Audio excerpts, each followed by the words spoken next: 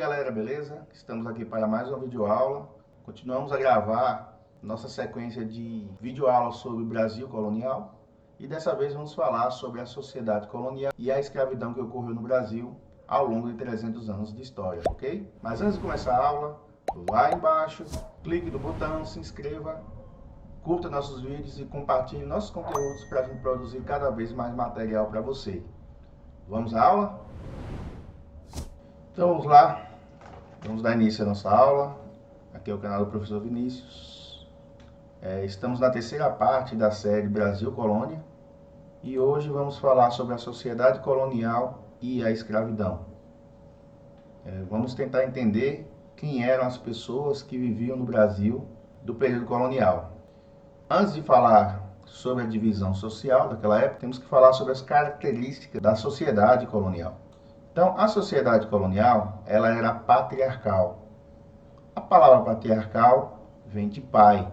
E ela recebe esse nome de patriarcal no sentido de que há uma pessoa que comanda todas as decisões na sociedade, como se fosse um pai de família, digamos assim. Então, todas as decisões da sociedade colonial estavam nas mãos da elite, mais especificamente dos senhores de engenho.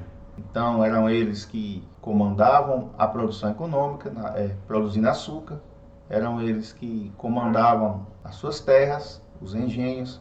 Eram eles que comandavam a sociedade, porque eles faziam parte das câmaras municipais. Daqui a pouco eu vou falar um pouquinho mais sobre isso. Então, tudo girava em torno das decisões tomadas pelos senhores de engenho. Era uma sociedade estamental, dividida em grupos, em classes e mais. Era uma sociedade rígida. Estamental é no sentido de rígido, tá? Por que estamental? Porque dificilmente se mudava de classe. Normalmente a pessoa nascia numa classe social e permanecia nela ao longo de toda a sua vida. É claro que existiam exceções e eu vou citá-las ao longo da aula, ok, gente? E era uma sociedade escravista, né, baseada no trabalho escravo. Então, tudo o que movia a sociedade tinha como base a mão de obra escrava, que fazia a maior parte dos serviços. Bom, agora sim vamos falar da divisão social, né? Vamos falar dos grupos sociais que existiam na época do período colonial. E o primeiro grupo, como já citei aqui, era o da elite, eram os senhores de engenho, né? Grandes proprietários de terra, donos dos engenhos de açúcar, donos da produção econômica da maior parte do que o Brasil exportava naquela época. Então eles eram a elite política e também a elite econômica do Brasil. Lembrando que, como eu já disse na aula passada, e quem quiser conferir vai aí no link em cima, à medida que ia surgindo as vilas e cidades, o governo geral ia implantando as câmaras municipais para governar estas vilas e cidades. Então, os vereadores que faziam parte das câmaras municipais eram escolhidos entre os homens respeitáveis da sociedade, né? Os chamados homens bons, que nada mais eram do que os senhores de engenho que viviam no entorno da vila ou da cidade. Então, somente a eles cabia participar das decisões da Câmara Municipal. Bom, como o senhor de engenho também era vereador normalmente, então ele não ficava o tempo inteiro na fazenda, no engenho. Ele também, como exercia a sua função de vereador, passava um tempo nas vilas e cidades onde eles possuíam suas casas também, os chamados sobrados. Tínhamos também os grandes comerciantes, geralmente que traziam produtos de fora para vender no Brasil, né? Produtos manufaturados lá da Europa, de Portugal. Mesmo tendo muito dinheiro também, o objetivo dos grandes comerciantes era ser respeitados, era ter influência política, assim como os senhores de engenho. Então, muitos comerciantes ricos adquiriam terras e montavam o engenho, né, para adquirir o status de senhor do engenho também. Afinal, o status importava muito naquela época. Então, os autônomos eram pequenos comerciantes, açougueiros, padeiros, serralheiros, pessoas que prestavam também serviços à sociedade. Tínhamos os assalariados. Existiam dois tipos de assalariados: os que eram os funcionários públicos, trabalhavam para o governo português, fazendo serviços burocráticos, cobrando impostos, e tínhamos também funcionários particulares, que eram os funcionários dos grandes comércios e principalmente os funcionários que trabalhavam no engenho. No engenho tínhamos vários funcionários particulares, vários assalariados. Tínhamos o feitor do açúcar, que era o responsável por toda a produção açucareira. Tínhamos o feitor do campo, que era o responsável por vigiar os escravos, fiscalizá-los durante o trabalho, impedir suas fugas, estar atento a todos os passos dos escravos ao longo do seu trabalho no engenho. Tínhamos os lavradores obrigados. Bom, essa categoria não é muito encontrada nos livros, mas você acha alguns autores citando esse pessoal. Então, quem eram eles? Eram agricultores pobres, eram livres, produziam cana, certo? Só que eles não tinham maquinário, eles não tinham o engenho para produzir açúcar. Esses lavradores entravam num acordo com o senhor do engenho, mais próximo, e pediam ao senhor do engenho para usar o seu maquinário, o seu engenho. Em troca, esses lavradores eram obrigados a dar uma parte do açúcar que eles produziam ao senhor do engenho. Então seria uma espécie de troca, uma compensação, né, que esses lavradores davam para poder utilizar o maquinário do engenho, do senhor do engenho. Por fim, tínhamos a maior parte da população brasileira que era formada pelos escravos. Então, os escravos eram os índios, a princípio, e por algum tempo, e depois, durante todo o restante do período colonial, os escravos foram os africanos. Mas cabe aqui uma pergunta. Por que a mão de obra indígena, né, por que o índio que já estava na terra deixou de ser utilizado como escravo e foi substituído pelo africano que vinha de tão longe? Bom, o primeiro fato é que os índios não se adaptaram ao trabalho escravo. Primeiro que o índio tinha tudo na natureza, a natureza fornecia tudo que o índio precisava, então ele não via necessidade de se produzir tanto como os portugueses queriam. Segundo, que entre os índios existia a divisão sexual do trabalho, ou seja, homens faziam umas tarefas e mulheres outras. Então, na sociedade indígena, os homens costumavam caçar, pescar, guerrear. As mulheres cuidavam da lavoura e dos serviços domésticos. Então, esse trabalho na lavoura, entre os índios, geralmente era realizado pelas mulheres. Então, quando os portugueses colocam os índios homens para trabalhar, houve uma certa resistência. Não por machismo ou preguiça, mas apenas uma questão cultural, já que eram atividades que eles não realizavam. Não era do costume deles realizar esse tipo de serviço. E aí o que acontece? Os índios fugiam constantemente dos engenhos.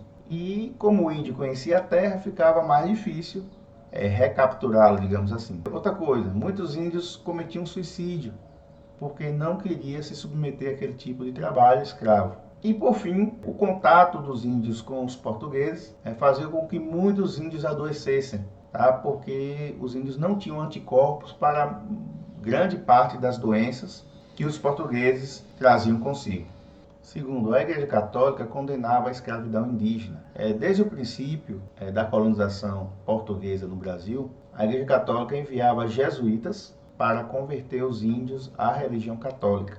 Os jesuítas construíram escolas para ensinar os índios desde criança o português e também para convertê-los. Então vejam que os jesuítas, os padres, conviviam muito com os índios e defendiam os índios, né, contra a escravidão dele. Por outro lado, a Igreja Católica se omitia em relação à escravidão africana. E por fim, o comércio de escravos africanos era muito mais lucrativo, porque eles adquiriam os escravos lá na África a preços muito baixos ou em troca de mercadorias e vendiam no Brasil a valores altos, gerando um lucro tanto para quem comercializava quanto para o governo que cobrava impostos desse comércio de escravos. Então veja aí no gráfico a evolução ao longo dos anos do número de escravos que foram trazidos ao Brasil, tá? Desde 1560 até 1856, mais ou menos, quando foi proibido o tráfico de escravos no Brasil. Então, por esses três motivos, gradualmente os índios foram sendo descartados como escravos, permaneceram ainda sendo escravos na região de São Paulo e lá na região do Pará, mas no restante do Brasil, na produção canavieira, principalmente, os escravos utilizados foram os africanos. Bom, vamos falar um pouquinho aqui sobre a escravidão africana no Brasil. Os escravos africanos, eles eram adquiridos lá no continente, né, na África, e os portugueses chegaram na região e descobriram que os africanos já tinham os seus escravos. Assim como no Brasil, que as tribos indígenas viviam em guerras constantes, lá na África acontecia o mesmo com as tribos africanas. E dessas guerras resultava o seguinte: a tribo vencedora escravizava a tribo perdedora. Então, era muito comum ter escravos entre as tribos africanas. Só que o escravo lá era tratado diferente de como o escravo era tratado no Brasil. Quando um guerreiro adquiria um escravo, o escravo deveria servi-lo pelo resto da sua vida. Porém, ele era tratado como se fosse um membro da família, podendo até se casar com membros da família ou da tribo. Mas aí os portugueses chegam oferecendo bebida, oferecendo fumo, ou seja, meios de vício, para trocar pelos escravos que as tribos africanas possuíam. Segundo relatos, né, os africanos confiaram de ceder esses escravos, achando que os mesmos seriam bem tratados como eram entre eles. Só que aí o álcool e o fumo terminam viciando a população africana, que, para manter esse vício, começa a adquirir mais escravos para fazer esse comércio com os portugueses.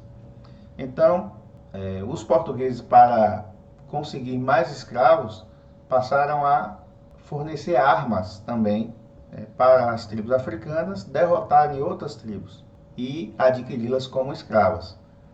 As tribos escravizavam outras tribos no interior, traziam até o litoral, onde os escravos eram colocados nas feitorias, aguardando o embarque para a América, e mais especificamente no nosso caso, para o Brasil. Então esses escravos, como eu já disse, eram trocados por mercadorias com os africanos e os portugueses traziam para vender aqui no Brasil. A viagem, a travessia do Oceano Atlântico era terrível, porque dependendo do local de destino, a viagem poderia durar de 35 até 50 dias. E os escravos vinham nos chamados navios negreiros, onde vinham amontoados nos porões, em espaço reduzido, um calor infernal, a comida de péssima qualidade, pouca, e a água também muito pouco, ou seja, eles passavam por toda sorte de dificuldades que faziam com que a mortalidade entre os africanos trazidos nesses navios negreiros fosse muito alta, chegando a 1/4 dos que embarcavam.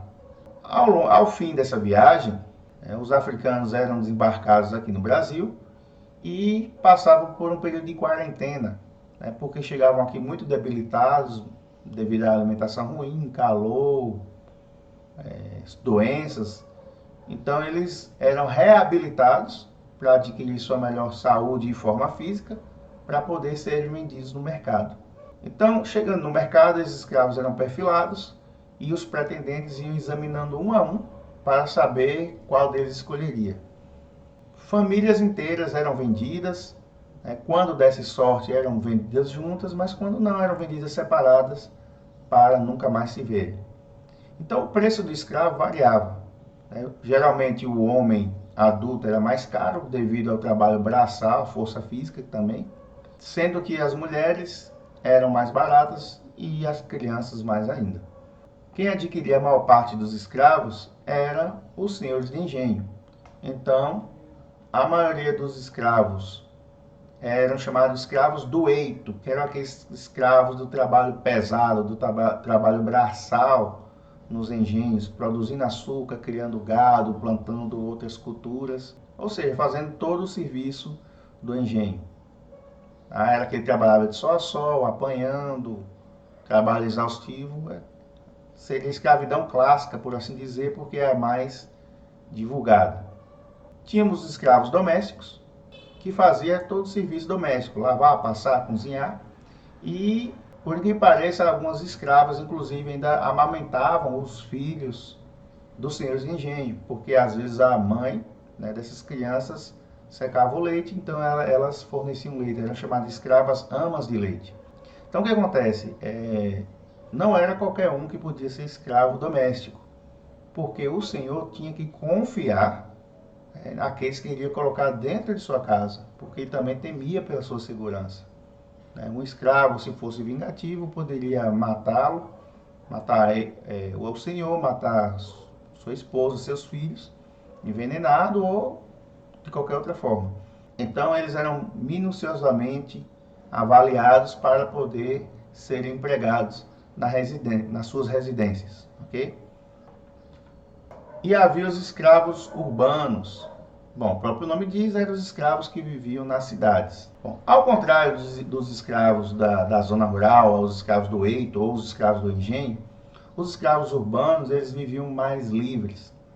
Geralmente nas cidades a pessoa adquiria um escravo ou dois, mas para que o escravo trabalhasse na rua para ele. Você descobriu uma escrava que tinha o dom de cozinhar.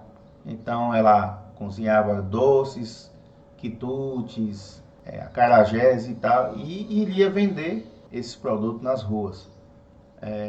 Tínhamos aqueles escravos que eram engraxados, o dono colocava para engraxar sapatos e ganhar dinheiro. Às vezes ele alugava seus escravos para os grandes comerciantes desembarcarem mercadorias dos navios nos portos. Então vejam, todos esses escravos urbanos, eles ganhavam dinheiro para o seu dono. Então eles eram chamados escravos de ganho. E acontecia de o senhor, o dono do escravo, às vezes dar uma parte do que o escravo ganhava para ele, como se fosse uma espécie de salário, digamos assim. E ao longo de muitos anos, alguns escravos juntavam essa grana que recebia e chegavam para o seu dono e comprava a sua liberdade, que era a carta de alforria. Esse era um dos poucos casos em que havia mudança de classe, igual os grandes comerciantes que se tornavam senhores de engenho, eram os escravos que se tornavam libertos ou livres. Às vezes também acontecia de um escravo servir muito tempo ao seu dono, os escravos urbanos, e criar um vínculo de amizade, e seu dono lhe dava essa carta de alforria. Eu queria chamar a atenção de vocês para uma coisa. Há alguns anos atrás, quando a UFBA, a Universidade Federal da Bahia, ainda tinha vestibular, foi colocada uma imagem de vários negros e pertencentes à mesma família. E a pergunta era mais ou menos para saber qual deles eram escravos e qual deles já eram livres. E a resposta correta dizia que era o uso de calçados. Na foto tinha alguns negros calçados e outros descalços. Então, o primeiro sinal de liberdade que um liberto tinha era adquirir sapatos para andar calçados, pois ao escravo não era permitido andar calçado. A última coisa que eu queria chamar a atenção de vocês era sobre a resistência escrava no Brasil. Ninguém nunca gostou de ser escravo, ninguém nunca quis ser forçado a trabalhar para alguém. Então sempre houve resistência à escravidão aqui no Brasil. No engenho, principalmente, onde o trabalho era mais duro e cansativo, os africanos faziam corpo mole, quebravam ferramentas, tocavam fogo na lavoura e às vezes até se rebelavam. Nós sabemos que muitos africanos fazem o uso da capoeira. Eles utilizavam desse expediente para atacar os feitores, matá-los, matar também o senhor de engenho e sua família e fugir. E dessa forma procuravam viver isolados, nos chamados quilombos. Existiram milhares de quilombos no Brasil. O mais conhecido foi o de Palmares, por ter um grande número de ex-escravos e agregados, e por ter também um líder muito reconhecido, que foi o Zumbi de Palmares. O quilombo posteriormente foi destruído a mando dos senhores de engenho para não atrair, não incentivar mais escravos a fugir. Outra forma de resistência à escravidão, os escravos africanos associavam os santos católicos aos seus deuses, das suas religiões africanas. Vou dar um exemplo. Iansã, eles associavam a Santa Bárbara. E o que acontecia? No dia das missas no engenho, enquanto o padre rezava para Santa Bárbara, os negros faziam suas danças em homenagem a Yansan, né, tentando dessa forma enganar tanto a igreja quanto aos seus donos, aos senhores do engenho. E aí, galera, espero que tenham gostado da nossa aula. Mas antes de sair, vá embaixo, clique e se inscreva, curta o nosso vídeo, compartilhe nossos conteúdos para a gente produzir cada vez mais material para você. Nas próximas aulas, continuarei falando sobre o Brasil colonial. Nos acompanhe e até mais.